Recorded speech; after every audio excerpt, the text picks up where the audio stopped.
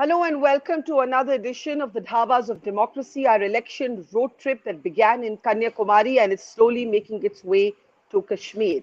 At the moment, I'm on the ground in Punjab, coming to you live from Chandigarh. In fact, right next to me, a rally by Manish Tiwari, the Congress leader, up against the BJP here is just underway. I'm Barkha Dutt, you're with the Mojo Story. Now, as you know, we have been traveling across India. We began our journey in Tamil Nadu and we're about to reach the end of our journey, which will, of course, end in Kashmir. But as we speak to different voices from different parts of the country, there are also completely fundamentally different forecasts and different analysis of where the election stands as it enters its penultimate days. There are those like Prashant Kishor who stirred the hornet's nest in an interview to us first, where Mr. Kishore argued that he believes that the BJP will be back with the same numbers, but that brand Modi is now a brand in decline. There are others like Yogendra Yadav who have a completely different read of the election and believe that the NDA and the BJP are going to dramatically fall this time. How can there be two such completely different readings of the same election? The truth is that none of us are forecasters or astrologers. We do not have a crystal ball. And the final understanding of this election will only be revealed on the 4th of June. But we can read the tea leaves, the writings on the wall, and share our impressions, and that's the best that we can do. So, to talk about whether the India bloc can indeed halt the Modi juggernaut, how to make sense of the two completely different readings, one by Prashant Kishore, the other by Yogendra Yadav, both of those interviews available in full on our platform. Let's introduce our guests on the program today. Joining us, Ashwani Shahi, leader of the BJP. Namaskar, Ashwani ji. Also joining us, Sugata Srinivasaraju, author and veteran journalist, just has a very interesting column out in the Times of India on exactly this question.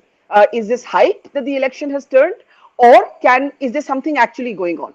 Abhijit Iyer, political analyst, strategic affairs commentator, is with us. Namaskar, Abhijit. And Sanjay has a column out as well in The Wire, also using data to make an argument closer to the Yogendra Yadav school of thought, certainly. In fact, going so far as to say that Prashant Kishore is wrong, absolutely wrong in his forecast. We'll play clips of both Prashant Kishore and Yogendra Yadav, but let's start with first comments. Sanjay, I'll start with you. You would have seen Prashant Kishore's interview to me, and then a whole host of other interviews by other platforms also took place. I felt there was a lot of focus on his forecast that the BJP will be back, but not enough on his simultaneous analysis that the brand Modi is in decline. And the reason the BJP is going to be back, he believes, is that the opposition didn't start to do its work early enough. You have said Prashant Kishore is fundamentally wrong. Why is he wrong? Tell us. Barkha, you, amongst all of us on the panel, has probably been at the ground more than anybody else. And one thing which is very apparent, and this I'm hearing from a lot of people, is that there is no wave in this election. If at all, there has been indifference, which has over a period of time may have been building into a slight degree of even anti incumbency. Mr. Modi's brand per se, I think, has been diminishing for a while. If you saw it definitely in the state elections. But what is very obvious at this point of time, where I tend to disagree with what I think Prashant Kishore has talked about, how Modi's brand has declined, but the BJP's seats will increase or remain the same, they're actually inherently contradictory because the BJP is now smaller than the Modi political brand. In fact, Modi wins the elections for the BJP. The BJP doesn't even talk about BJP guarantee, they talk about Modi ki guarantee. So everyone who knows politics knows that many candidates won their elections in 2019 simply sitting at home because all Mr. Modi had to do was to make some speeches and campaign. So the larger issue is this election is being fought. Please let's not ignore 10 years of Mr. Modi. Number two, there have been bread and butter issues that have become fundamental to this election, which is unemployment, inflation, corruption, governance, fear, washing machine, etc. Also, one factor that a lot of people seem to have ignored because, the favorite whipping boy has always been Rahul Gandhi. For whether it's a political analyst or definitely for the opposition, they have assumed that Rahul Gandhi is a constant. because they vilified him, ridiculed him, called him Pappu, etc., they believe that Rahul Gandhi is a constant. He's not. Just as Mr. Modi's brand has declined, where I think Prashant has probably missed the story, Rahul Gandhi's brand has actually gone up. I'm not going to comment on some pollsters' survey percentages. The larger issue is that post the Bharat Joro Yatra, post the Bharat Joro Nyaya Yatra, and how do you make out a person's confidence, right? Through the way they talk, through the body language, through the the whole aggression, the tone, and the tenor. And you can see here that Rahul Gandhi is not the Rahul Gandhi of 19, and Mr. Modi is not the leader that he was in 19. Okay, I think okay. that contrast needs to be understood, and it is having a very direct impact in this election. So, in a way, you're saying Prashant Kishor has made a contradictory claim. You can't both say that the BJP is coming back, but Modi is going down, because Modi equals BJP at the moment. In essence, to summarize you, and Rahul Gandhi's brand, by contrast, has gone up. Now, Sanjay, I know you've done some data crunching, but hold on to that just for a moment. Ashwini, Shahi, इस पे आप क्या कहेंगे? There is a contradiction in the BJP response also to, firstly, Prashant Kishore, like everybody else, is just giving his subjective interpretation कि अभी तक क्या हुआ है. जो actually हुआ है वो तो 4 जून को पता लगेगा, right? But BJP wants to pick out one part of his analysis, not look at the other part of his analysis, right? तो वो भी सिलेक्टिव है. अगर आपको अभी जिस तरह से रुझान आ रहे हैं, ट्रेंड्स चल रहे हैं और अलग अलग एनालिसिस आ रहे हैं, बहुत contradictory, Ashwini ji, what would you say? Barkha जी, देखिए, मैं भी आपका पूरा इंटरव्यू मैंने देखा था जो आपने प्रशांत किशोर जी का किया था. उसमें बहुत तरह की बातें थी, लेकिन बहुत उसमें बातें न लेकर मैं दो एक बातें लेता हूं. उसमें उन्होंने बहुत स्पष्ट रूप से कहा कि चुनाव दो तरीके से लोग हारते हैं या जीतते हैं. या तो किसी के खिलाफ बहुत गुस्सा हो पब्लिक में, वो दिख नहीं रहा. शायद ऐसा ही कुछ कहा था, आपको याद आ रहा हो तो मोदी जी के खिलाफ ऐसा कोई गुस्सा दिख नहीं रहा. दूसरा, उन्होंने ये कहा था कि किसी को प्रधानमंत्री हमको बनाना है, ऐसा कोई चेहरा हो जिसके पीछे जनता पागल हुई जा रही, वो भी नहीं दिख रहा है. तो उसमें इसलिए कि अगर हम 37% वोट पाकर सरकार बनाए थे, मान लीजिए कि 6 और 4 का हमारा रेशियो है, तो 6 लोग में जो हल्ला ज्यादा है, 4 लोगों में हमने सरकार बनाई है, यही उन्होंने कहा था. एक हम सारे चीजों को छोड़ देते हैं. तो आप देख लीजिए कि 37 पर हमने सरकार बनाया और बाकी जो 60% लोग हैं या 63% जो भी लोग हैं, वो अलग अलग धड़ों में बटे हुए हैं. अभी भी इंडिया अलायंस को हम एक नहीं कह सकते हैं. कौन देगा, किसको देगा, नहीं देगा, अभी दिख ही रहा है चुनाव में कौन किसके साथ लड़ रहा है, क्या हो रहा है. तो उन्होंने कहा उसमें बटे हुए हैं लोग. आज के दिन में अगर परसेप्शन देखा जाए तो इंडिया अलायंस ने सिर्फ और सिर्फ नेगेटिव परसेप्शन फैलाया है चारों तरफ. उसी को माननीय प्रधानमंत्री जी ने कई बार कहा, आपके उसमें वो दिखा. उन्होंने स्पष्ट रूप से कहा कि भाजपा कहां बढ़ रही है. अगर मान लीजिए कि 20-25 सीट कहीं कम हो रही है तो बंगाल, उड़ीसा, साउथ में भाजपा बढ़ रही है तो वो मैनेज कर ले रही है. तो उनके हिसाब से 303 से ऊपर ही भाजपा पा रही है. अब आता हूं योगेंद्र यादव जी के उसमें. योगेंद्र यादव जी देखिए, हमेशा से वो पिच तैयार करते रहे. किसान आंदोलन का भी पिच उन्होंने उत्तर प्रदेश में तैयार किया. अखिलेश जी नहीं खेल पाए तो वो अलग बात है. किस तरीके से उनको वहां से भगाया गया आम आदमी पार्टी से, अभी एक दिन उनका वीडियो मिल गया था, चीख चिल्ला रहे थे. वो सब देखने के साथ ही उनको क्या लड़ाई लड़नी है, मोदी से लड़ाई लड़नी है. आज देश में क्या चल रहा है, देश में मोदी जी हमारे नेता हैं.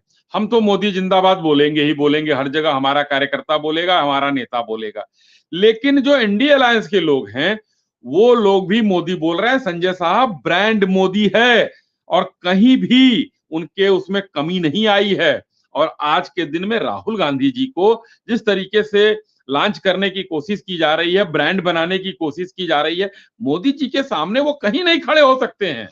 उसमें अभी देखिए उन्होंने एक बयान आया, आप भी हंसेंगे, हमको लग रहा है कि अभी जैसे हंस रहे हैं वैसे हंसेंगे. उन्होंने कहा कि मैं सिस्टम में पैदा हुआ हूं, सिर्फ मेरे घर में 3 प्रधानमंत्री हुए हैं, सिस्टम में कोई ओबीसी को नहीं चाहता, किसी के लिए नहीं चाहता. इसका मतलब उन्होंने क्या कहा कि हम लोग भी नहीं चाहते थे. वो सेल्फ गोल करते रहते हैं बराबर. माननीय मोदी जी ऐसा कुछ नहीं कह रहे हैं.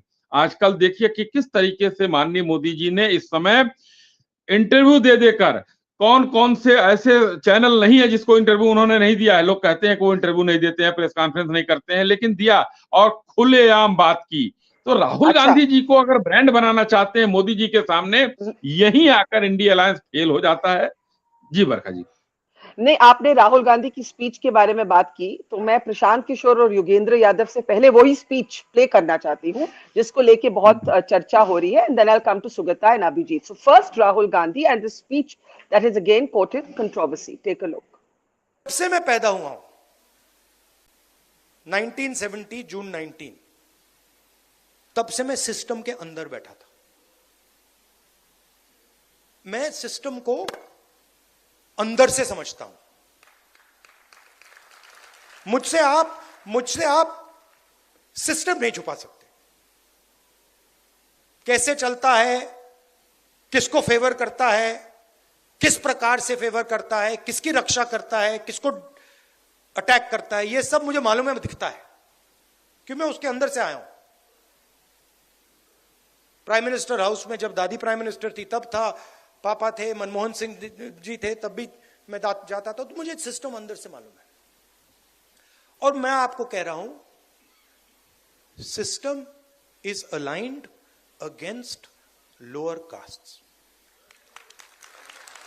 मतलब भयंकर तरीके से हर लेवल पे। आप कॉर्पोरेट सिस्टम देख लो, मीडिया सिस्टम देख लो, ब्यूरोक्रेसी देख लो, जुडिशरी देख लो, एजुकेशन सिस्टम देख लो, मिलिट्री देख लो, जहां भी आप देखोगे 90% का पार्टिसिपेशन ही नहीं है। So this is the Rahul Gandhi speech that Ashwani ji was referencing. Sugata and Abhijit, though this is not specifically about that speech and it's more about the completely divergent perceptions of this election. Let's bring Sugata, I'll start with you. Yeah, thank you, Barkha. See, you refer to my article, my column in the Times of India. See, somebody has criticized that column saying it's more a questionnaire than actually an opinion. So I don't have answers. The excellent interview that you did with PK, he should have stopped there. He should have gone to town speaking to everybody. He spoke so much that now, all his contradictions are coming out. So anyway, that aside, the whole thing is, the people were referring to the Modi brand having diminished. I think, Barkha, that the way we perceive the Modi brand has changed, where the people perceive the Modi brand has changed. The Modi brand earlier was a brand that was spread through a certain kind of upper caste consensus. But the Modi brand that is now getting established is a certain kind of, OBC. This is made out of an OBC consensus. So I don't think I really don't know if the Modi brand has diminished or it has altered, and we will probably realize or discover what that alteration was after June 4th. So I basically feel the way we perceive the Modi brand has altered, or the way people perceive the Modi brand has altered, and I don't know if it has diminished. We'll have to discover that. But it is certainly not an upper caste consensus anymore. In fact, I will take an extra minute to say that actually the kind of attack that Modi is facing now could even be a kind of a Vishpa campaign of the upper caste, of people who earlier, the RSS, this whole thing has been spread in the last few weeks, or few months, that the RSS is not working with Modi. So it is even possible to say that there is a certain kind of consensus between the liberals and the earlier upper caste consensus that threw up Modi, which is trying to make him look a little diminished. But he may be doing well among Dalits, he may be doing well among the OBCs, he may be doing well amongst a whole lot of other constituencies which were not earlier attached or favorable to him. So he got only 33% of the vote.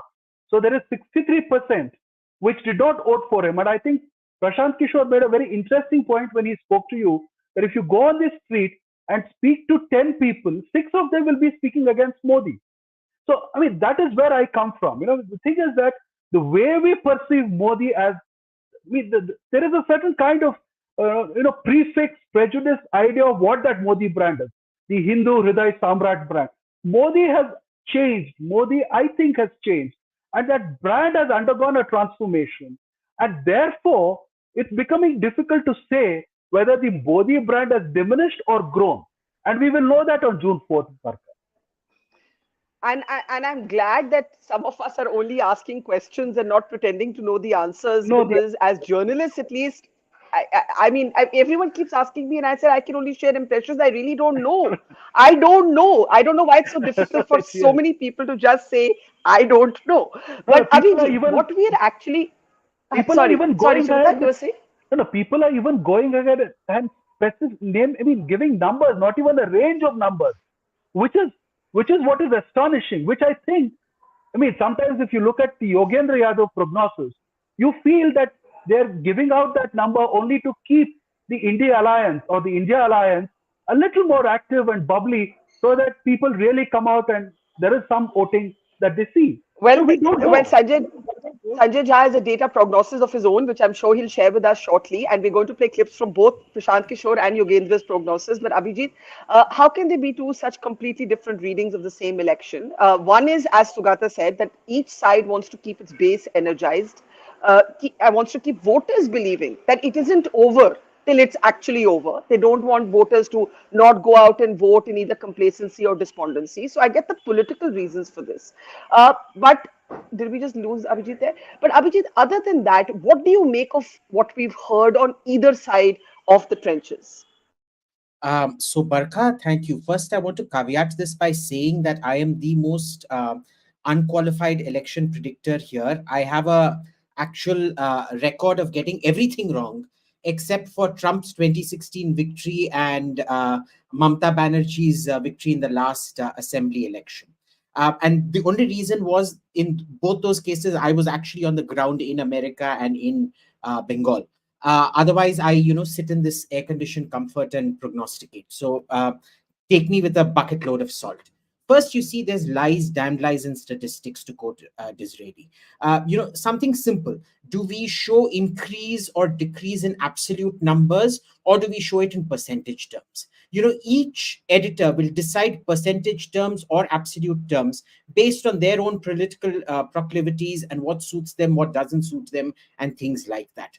And I think we're all looking at it, but we're all interpreting it very differently.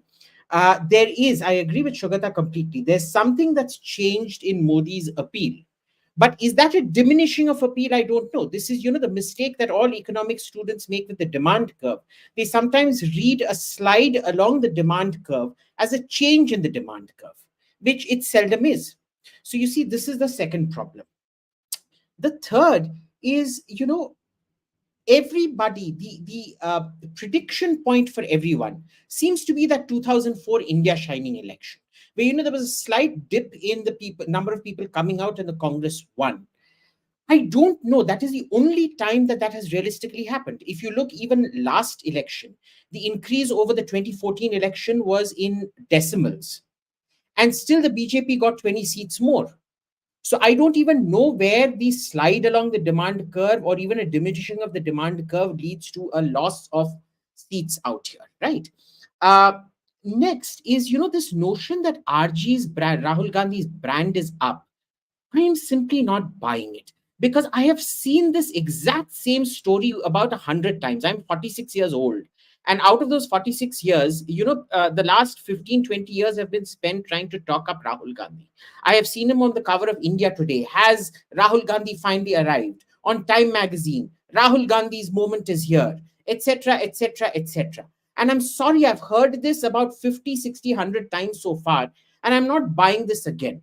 A person who is consistently promising greater and greater wealth distribution. They started off at 72,000 a year. Then they went up to 1 lakh a year. The latest now is 25 lakhs worth of health coverage they're going to give to people, as announced yesterday. I'm sorry, but I'm not buying this. This is sounding more and more and more desperate at the moment. Rahul is sounding, the way he's trying to stoke caste divisions and things like that. a confident person doesn't resort to pyromania like this. And I fundamentally will not take a pyromaniac as a person who's confident. Okay, that's a big statement there. Now, before we get any further in this conversation, let me actually play out a gist of the Prashant Kishor interview that began to generate all the controversy, and we'll come back to Sanjay Jha for his response and then go around the panel. Take a look. BJP की 303 seat थी last time. They will improve their number. So you don't even buy this theory कि वो 20-30 कम हो. नहीं होंगे. They are improving their number. Will Mr. Modi be the Prime Minister again? उसमें मुझे कोई डाउट दिखता नहीं है. आप जो सबसे कंजर्वेटिव एस्टिमेट्स आ रहे हैं, आप उनको सुन लीजिए. योगेंद्र भाई ने एक वीडियो डाला कुछ दिन पहले, मेरे मित्र हैं, और उनके एस्टिमेट को ही मान लीजिए कि योगेंद्र भाई जो कह रहे हैं भैया वही सही है. 80 सीट डाउन. तो भी वो बता रहे हैं कि एनडीए को 268 सीट आएगा. 268, इतना प्रिसाइज तो कोई एस्टिमेट कर नहीं सकता है, लेकिन एक अनुमान उन्होंने बताया कि एनडीए को 268 सीट आ रहा है. तो भाई देश में संवैधानिक प्रोविजन जो है उसमें सरकार बनाने के लिए तो 272 ही चाहिए. अब देखिए ये माइंडसेट का बेसलाइन का कितना असर होता है. अगर मोदी जी को 268 2014 में आता तो लोगों ने कहा भाई देश में मोदी की आंधी है. आज अगर 268 योगेंद्र यादव जी बता रहे हैं तो वो कह रहे हैं भाई मोदी बिल्कुल खत्म हो गया. ये तो आपने बेसलाइन एडजस्ट कर दिया ना, और ये बेसलाइन आपने नहीं एडजस्ट किया, ये मोदी जी ने चालाकी से आपको एडजस्ट करा दिया. पार्लियामेंट में खड़े होकर ये कह दिया कि इस बार 400 पार.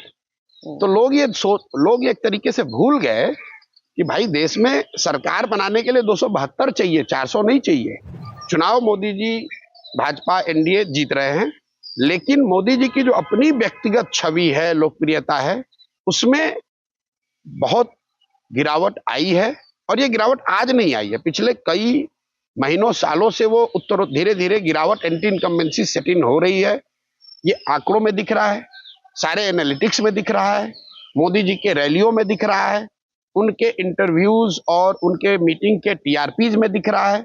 आप गूगल एनालिटिक्स उठाकर देख लीजिए, मोदी जी का कंपैरिजन कर लीजिए district by district. The traction which he had, the chatter he had around his name in 2019 is no longer there. अब कुछ लोग उनके जो समर्थक हैं वो ये कह सकते हैं भी ये तो नेचुरल बात है, 10 साल से प्राइम मिनिस्टर है, थोड़ा बहुत तो नीचे होगा ही होगा. लेकिन ये उनके लिए चिंता का कारण होना चाहिए. ये ऐसे है कि आप सेंचुरी तो बना रहे हैं, लेकिन एक सेंचुरी आपने फ्लॉलेस बनाई और एक सेंचुरी आपने 6 कैच ड्रॉप के बाद बनाया. तो ये चुनाव वो जीत रहे हैं, लेकिन ये चुनाव इसलिए जीत रहे हैं कि उनके 6 कैच ड्रॉप किए गए. विपक्ष ने उस तरह की तैयारी नहीं की, उनको घेरा नहीं, अपनी ताकत नहीं बनाई, वरना वो 20 पर भी आउट हो सकते थे. सेंचुरी तो फिर भी बनेगा, रिकॉर्ड बुक में तो ये लिखा जाएगा कि आपने सेंचुरी बनाई, लेकिन रिकॉर्ड बुक में ये भी लिखा जाएगा कि उस 100 रन बनाने में 6 बार आपका कैच विपक्ष ने छोड़ा. तो आप कह रहे हैं कि ये विपक्ष की बैड फील्डिंग है, पुअर फील्डिंग है, कि आज मोदी जी दोबारा सेंचुरी बना पा रहे हैं. बिल्कुल. Are you saying Mr. Modi is going to be a weaker prime minister than before? Definitely. So I want to start with you, Sanjay. You said that, or you and a number of your supporters have said that Prashant Kishor is in some ways shilling for the BJP. But if you hear the operative parts of the interview, he may be saying that the BJP is coming back, but he's been really, really critical of the Prime Minister. And in fact, the argument he seems to be making is that Modi could have been defeated had the opposition done a better job. Over to you, Sanjay. Well, I have heard Prashant's interview both with you as well as Karan Thapar yesterday. And I think, the fundamental point when you talk of a political brand, where I think he and I tend to be on the same platform, that it has been diminishing for a while. So I guess he's buttressed the point I made earlier in your program. How does a brand really diminish? I don't want to indulge in some abstract intellectual theorization about an upper caste consensus, etc. I think basically the brand gets affected by performance. And if anyone believes, and including Prashant believes, that a farmer distress, which we saw on the streets, if anyone on the panel or even the viewers believes that the serious unemployment problem of India is not going to impact Mr. Modi's electoral performance, or the food inflation warned, or the fact that when you look at the issues of farmers, the young, the poor, the women, the Manrega issues, the Congress's ability to go out and successfully make the guarantees that have made it win Telangana and Karnataka into a national narrative, if these things people believe are absolutely zero impact, I think a lot of people could be relying on a But anecdotal he's not saying that incidents there's to zero create a impact. He's story. saying they're very impactful and the opposition didn't do a good job in channeling that distress. That's He's exactly not saying that there's zero impact. Barkha, that's exactly what I pointed out in my article. So if we agree that the BJP's performance has actually been subpar, that Mr. Modi actually today is no longer as trusted and credible as before. I mean, look at his speeches. I mean, forget the ridiculous hate speeches he's made. Yesterday, he said something as obtuse and outrageous as saying that in the Prime Minister's house, a future Prime Minister could be giving terrorists biryani. This is the current Prime Minister of this country. So, the assumption that we all have is that the people of this country are not enlightened or smart enough to see the wheat from the chaff, or can make out the ridiculous and absurd conversations that has become the political narrative of the day. So I'm coming down to this point, Barkha. If you look at the BJP and the Congress, historically, they end up with around 310 to 315 seats together in any Lok Sabha election, barring, I have mentioned, 2019 and 1984 on an average. They aggregate approximately 50% of the vote share. And really, it is a zero-sum game between the two. And I think what Yogendra Yadav has really hit the nail on the head, and he and I haven't spoken about it. Let me tell you this publicly. We have had no conversations at all. The truth is, if you look at the trends that I'm getting, and these are not trends that I've got from Congress sympathizers, if you look at the performance likely coming out from Karnataka, Maharashtra, where I live, I'm telling you, Maharashtra is going to give an absolutely stunning verdict in the days ahead. You can mock at it. People can say, hey, Sanjay is a Congress, kind of a sympathizer, so he will say what he wants to. These are going to be a takeaways from the BJP tally. So my concluding point, because I know this program can't go on and on, is the Congress is diminishing the BJP. If the BJP is losing, the Congress is gaining. And the Congress needs to just go to 90 seats. And for a lot of people who mock that how can Congress get 90 or 100, I need to remind them, not long ago, the Congress was at 206. Earlier, it was at over 300, and it has been at 414. So one of the very interesting points, Sanjay, that you make, one of the very interesting and important points that you make is that the Congress does not have to do spectacularly well in this election to halt the BJP. And I think your magic number is what, 90? Right? 90. I think the Congress gets 90, and a lot of the critics will say, but does it mean it's holding on to 2019? But in 2019, it had an 8% hit rate against the BJP. So don't worry about that. If it's a BJP versus the Congress is good at 90 to make sure that the BJP is not in government. And I'm not even talking about AAP or Samajwadi Party or Uddhav Thackeray Party or the RJD doing better. Ashwani ji, Sanjay ji ka central argument is कि Congress के 90 seats is enough to bring the BJP down to below 270. मोटा Sanjay, am I right? कि अगर Congress के 90 seat आते हैं, कि competition in the end is between the BJP and the Congress. Ashwani ji. That's right. चलिए, कम से कम संजय जी ने कहा 90 सीट में हम जो है लड़ाई में आ जाएंगे। तो जो पार्टी 400 का कहती थी, राजीव जी के समय 400 मिला था, उसके बाद तो कोई बहुमत की सरकार आई नहीं, कांग्रेस हमेशा अल्पमत में रही, सबको मिला के यूपीए की गवर्नमेंट चलती रही। तो 90 की बात सोच रहे हैं, वो तो अभी भी वो भी टेढ़ी खीर है 90 तक पहुंचना। कुल मिलाकर अब इस समय विपक्ष ये सोच रहा है, देखिए बरखा जी, ये परसेप्शन जो भी सेट करें, मोदी जी ब्रांड है, राहुल जी ब्रांड है, जो भी हो, फिलहाल एक नेट सेल में ये बात कही जा सकती है कि विपक्ष इस समय हार के कारण और हार की हताशा झेलने के मूड में है कि बहाने क्या बनाएंगे। हारने के बाद 4 तारीख को हमारे पास बहाना क्या होगा, क्योंकि ईवीएम का बहाना सुप्रीम कोर्ट ने बंद कर दिया। अभी एक नया बहाना चालू हुआ था कि वोट कैसे बढ़ गए, उस पर भी सुप्रीम कोर्ट तक लोग पहुंचे। सुप्रीम कोर्ट ने कह दिया कि 17C के अलावा हम कुछ नहीं कर सकते। दोनों चीजें सुप्रीम कोर्ट ने बंद कर दी। अब हार के बहाने खोज रहे हैं। और मैं अभी भी कह रहा हूं, बड़े गर्व से कह रहा हूं कि हिंदुस्तान की जनता पर, भारतीय जनता पार्टी को गर्व है कि हम सरकार बनाने जा रहे हैं और अपने अकेले बल पर बनाने जा रहे हैं। 400 पार का नारा हमने दिया है। अब हमारी जनता कितनी उत्साहित है, हमारे कार्यकर्ता कितने उत्साहित है, वो ठीक है, लेकिन वही प्रशांत किशोर जी की बात फिर आ जाती है कि हिंदुस्तान के संविधान में 272 पर ही सरकार बनती है। हमने नारा दिया 200 पार का। वेस्ट बंगाल में हम 3 पर थे बरखा जी, 77 पहुंचे, कितने परसेंट इंक्रीज किए ये देखने वाली बात है। वहां 44 सीट पर कांग्रेस थी, 0 हो गई, ये भी देखने वाली बात है। वहां पर लोगों ने, ये किसी ने नहीं कहा, कांग्रेस ही आर्गू करते थे कि भाई ये लोग तो 200 पार का नारा देते थे, 77 का वो नहीं हुआ। लेकिन जब 44 से 0 कांग्रेस हो गई, एक बार भी कांग्रेस ने नहीं कहा कि हम 0 हो गए। मतलब ये है कि दूसरे का 2 मंजिल का घर है, उसको गिराकर हम अपने बराबर कर लेंगे, अपना 1 मंजिल का 2 मंजिल नहीं बनाकर उससे ऊंचा नहीं हो सकते हैं। स्थिति ये है। और 4 तारीख को हार के बहाने कौन कौन से नए नए आएंगे ये आप देखते रहिए, क्योंकि विपक्ष की भाषा बदल गई है। राहुल जी जो बोल रहे हैं, चाहे अखिलेश जी बोल रहे हैं, या जो भी नेता विपक्षी दल का बोल रहा है, आप उनके भाषण को उठाकर देख लीजिए, तो ये लोग हताशा में है, हार की हताशा में। जी अच्छा संजय जी, वेरी एक सेंटेंस में interjection because the others are waiting. Sanjay, just a short point कि I want to tell Ashwini ji को, मैं इतना ही बताना चाहूंगा, आप मेरा लेख आपने पढ़ा नहीं है, और मैं इतना ही कहना चाहूंगी, कांग्रेस खुद भारतीय जनता पार्टी को 272 से कम कर देगी, और इंडिया अलायंस का यदि पूरा प्रदर्शन देखिएगा तो भाजपा 210, 215, 220, 225 कहीं भी फंस सकती है। And the important point Barkha, there is no NDA, it's all Modi, and that is the point I want to highlight. Barring TDP, I really don't see Ajit Pawar or Shinde or JDU making any, or LJP really adding to the kitty. one of the So the one of the BJP is down to problems 230, 240. They are not in government.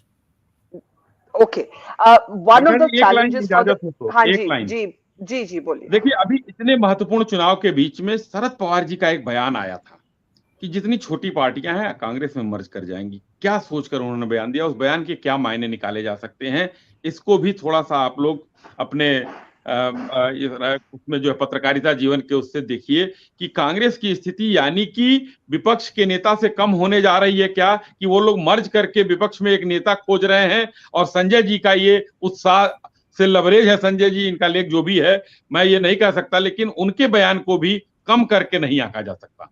जी चलिए, हमने Sugata, you have written a whole book on Rahul Gandhi's strange burden, as you call it. We've spoken a lot about brand Modi. Is the way that we perceive Modi changing? Is Modi's brand the same? Is it in decline? And these discussions will continue. What happens to Rahul Gandhi? Abhijit says that, for the last 15 years, he's been hearing this discussion. Has anything changed? Will it depend on the result? Jo jeeta wahi Sikandar.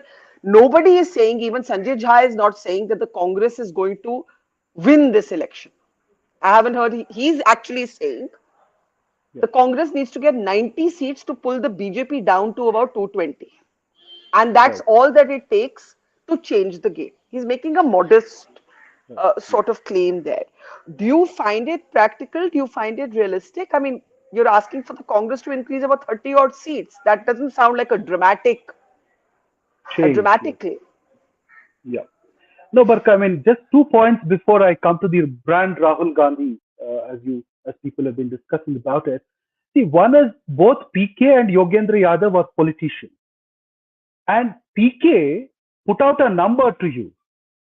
And therefore, he wanted to balance, if I am reading it correctly, Barkha, he wanted to balance that by speaking about the diminishing of the Modi brand.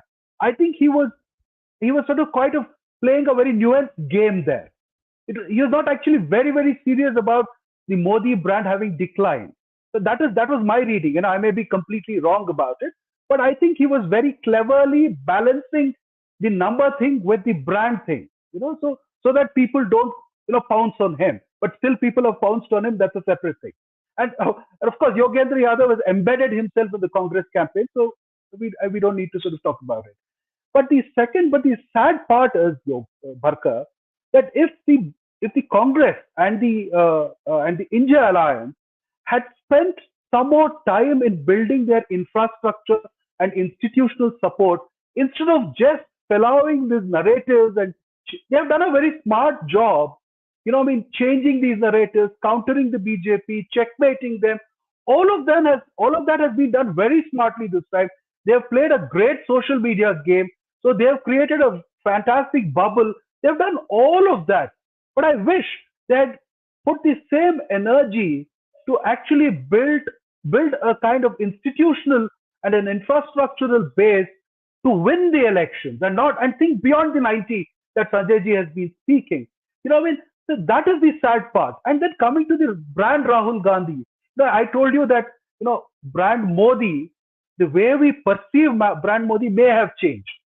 The brand Modi may have completely altered and may not be diminished or may not have grown, but it may have altered, and there may be a different kind of consensus that has come to push up that brand. But in the case of Rahul Gandhi, I have watched him extremely closely. I've read every word that he has written or spoken. And, the last interview that the statement that you played out, Barkha, starting from there, it's such a vulnerable statement that he's making. I'm an insider to the system. So what does that do? It actually transfers the burden of the family onto him when he should actually be breaking away and building a new Congress. Like, Tony Blair built the new Labour in England, right? In UK. So, I remember the New Yorker headline at that point. I think it was Julian Barnes's piece where he said, left, right, here comes Tony Blair. So he had sort of, brought two things together. So the brand Rahul, to say, has been experimental, to say the best. Brand Rahul has been impulsive throughout this election and earlier too. And he has been absolutely not nuanced, Barkha. I think there is a certain amount of preparation that goes before you address a huge gathering.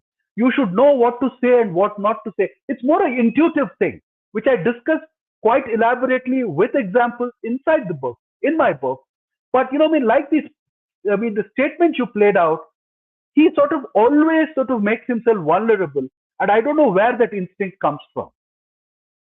That's very interesting. Abhijit, I know Sanjay, you had an interjection. I'll take it right after Abhijit. Abhijit? Thanks, Barkha. So, my question is, I want to believe, Sanjay, that they will, Congress just needs to get 90, right? My question is, where is it coming from, Barkha? So, the problem here is, I want you to look at the absolute voting numbers. In 2009, the BJP only had 78 million voters and the Congress got 119 million voters. Okay? By 2014, that had changed to 171 million voters.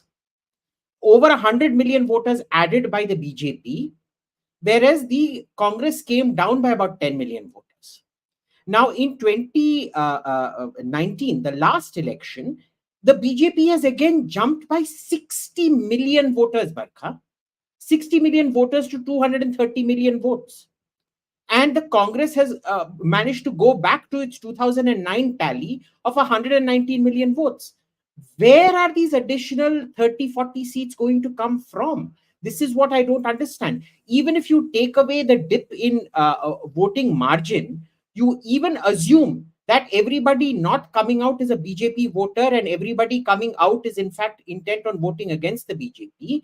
How is that working out with these kind of numbers at play, number one? Because, a margin of 119 million votes, 120 million votes versus 230 million votes. You're looking at this. This is not a catch-up figure. This is more than a catch-up figure, right? It's almost double the voting numbers out there. Lastly, just one point. Even if they come together, do their votes port to each other? Because, you had that Mahagathbandhan in the 2017 election in UP, and even Akhilesh and Congress coming together did not port the votes together, and Yogi came with a huge margin in the assembly election, remember? So I'm not believing this vote portability. I don't think adding up the numbers actually works out here. Okay, that last point is interesting. That does the arithmetic actually lead to a transfer of votes? Sanjay, if it's okay with you, I'll just play a short Yogendra Yadav clip and then we can take last comments. Okay, Yogendra Yadav, this was after phase 4 to us, forecasting a 50-seat drop approximately for the NDA after 4 phases. Take a look.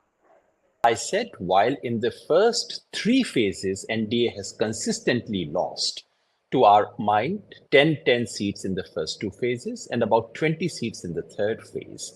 Our assessment was that 4th phase would end in a draw because while NDA, specifically the BJP, may lose in states like a bit in states like Uttar Pradesh and Maharashtra and Madhya Pradesh and Bengal, but it might be able to make up for those losses in Andhra Pradesh, and in Telangana. That's why we called it a draw. But that's a midterm picture, as it were. So in our assessment, the NDA has lost something around 40 to 45 seats so far. The coming 3 rounds are where NDA's possibilities of adding to its seats, increasing the seats, are almost nil. So this is a battle to retain the seats it already has. And my own sense is that NDA could easily end up losing 10 seats each in the remaining 3 rounds. So, which is to say, broadly speaking, and that's the picture that you referred to. This is a video that I had released saying that in my assessment, as of now, we can be reasonably sure that the BJP on its own is nowhere near the majority mark. They are much below the majority mark. How much can be debated, but they are below the majority mark. And perhaps for the first time, we can begin to ask a question, which I had not even entertained at the beginning of the election, that NDA could well be below the majority mark. So he's saying not just will the BJP possibly or likely be below majority, so could the NDA be. Let's take last comments. Let me start actually with Abhijit and Sugata and then end with the politicians or the political supporters if Sanjay doesn't identify as a politician. Sugata, last comments. Yeah, I mean, as I told at the beginning of the show, Barkha, I have only a surfeit of questions. I have no answers. And, there are so many contradicting and complicated narratives that have interwoven itself during this season of campaign that I congratulate the opposition because they have been able to put the BJP on the back foot for the first time in 10 years as far as narratives are concerned. I don't know if they have put them put them on the back foot as far as numbers are concerned. But narratives, yes, their social media game, they've played the game that the BJP used to play in 2016 and 17, but the credibility of the platforms itself has sort of dipped. So we really don't know if how much of that has been taken seriously. But they have been successful in pushing the BJP, sort of getting the BJP to address their concerns, address their lines of thought, and their narrative. So that is the achievement of the opposition this election, at least as the campaign comes to draw. That's an interesting thought, Abhijit. That there is the narrative war makes the election feel competitive. Electorally, we don't know, but from an election that felt like a done deal, it feels like a fiercely fought, robustly argued election. Does it feel like that to you? Hang on, I can't hear you. Can we unmute Abhijit? For me, Barkha, even the last election was also a robustly fought election. If you remember, Yogendra Yadav predicted the BJP was going to lose 100 seats in the last election. His article from 2019 in the print. I asked him about that, by the way. Sorry to interrupt you. I asked him about that, and he said that he changed his prognosis after Pulwama and said that after Pulwama, Balakot, the election was over. Before that, he felt differently. But go ahead. Yeah. This is the benefit of hindsight saying that it was Pulwama. I think even this time, if the BJP wins, it will be Ram Mandir. And if the BJP does not win, it will be something else that will be found. For example, the Shining India campaign wasn't the reason. It was the RSS refused to come out and campaign for the BJP in 2004, which there are lots of actual empirical sources to show us that. The problem has always been, we take whatever suits us very conveniently. Right now, I'm sorry, but my trust on psephologists is as much as in a shaman diviner from Siberia reading the entrails of a crow right now. So I will wait till the 4th of June. Okay, fair enough. But we all have to keep ourselves engaged in this long, hot election also. Ashwani ji, उत्तर प्रदेश में क्या हो रहा है ये तो हम आपसे पूछना ही भूल गए. Last comment sir. Uttar Pradesh में तो बम बम बोल रहा है एकदम, कहीं कोई दिक्कत नहीं है. देखिए अभी जितने लोगों ने अपने जो सोफोलॉजिस्ट लोग हैं सब लोग अपना अपना दे रहे हैं, लेकिन मैं ये कह रहा हूं कि अगर किसी में मान लीजिए कि कोई 100 दे रहा है तो कोई 115 दे रहा हो या कोई 90 दे रहा हो तब तो चलता है, लेकिन अचानक जो है कोई सरकार बना रहा है और कोई सरकार गिरा रहा है, इसका मतलब किसी एक की विद्या गलत है. वो जो विद्या होती है ना उन लोगों के पास, वो विद्या गलत है. तो अब ये किसकी गलत है किसकी सही है, जैसा अभिजीत जी ने कहा 4 तारीख को देखेंगे, वो 4 को ही दिखेगा. मगर ये जरूर दिखने को मिल रहा है कि उत्तर प्रदेश में योगी और मोदी की डबल इंजन की सरकार सबको धूल धूसरित कर रही है। अब क्या होगा रिजल्ट तो हम नंबर नहीं बता सकते हैं, लेकिन हमको ये पूरा कॉन्फिडेंस है हम लोगों को कि हम लोग पिछली जो हम लोगों के 14, 19, ये 19 में तो हम लोग डाउन हो गए थे, 14 से भी बेहतर करने के उसमें हैं, स्थिति में हैं।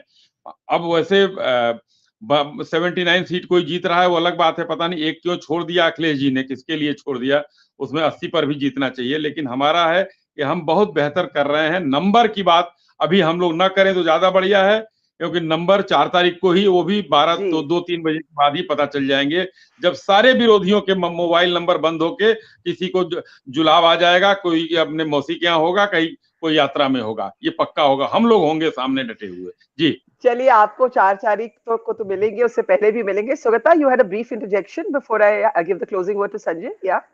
Yeah, Barkha, I was just reminded that in 2019 there's something called the Shakti app in the Congress, and the makers of the Shakti app had made an assessment, and the internal reading was 130 seats for the Congress. This I know as a kind of, there was an internal study, and it said 130 seats, and they thought the Chaukidar Chorhe thing had worked. So there was no talk of Pulwama at that point. I just wanted to say. Okay. Sanjay Jha, where are the 90 seats going to come from? Closing quick word. Yeah, in fact, Barkha, I've written that in detail in my article. I won't repeat that, but I want to come to the bigger point. Please remember that the 2019 election was fought on the Pulwama and the Balakot strike. Everybody knows it. Mr. Modi's entire campaign was built on national security and hyper, muscular nationalism. And yet, and look at data again carefully, we tend to ignore it. They had 282. Yes, they retained the government. It went up, but it wasn't anything spectacular. It went up from 282 to 303. What it did was it stopped the anti-incumbency that a lot of people felt after the defeat of the BJP in Rajasthan, Chhattisgarh, and Madhya Pradesh. But here is the point, that after that, if you look at the next 5 years, and you're voting now, and my experience, Barkha, and you are a veteran, I don't know the others too well. In politics, when people come to vote, they vote on their sentiment and feeling at that point of time. And I'll give you an example. That end of day, today, what happened in 14 and 19 is immaterial. Today, people are voting on the issues that matter to them today. This is what they are feeling about the state of affairs of the country.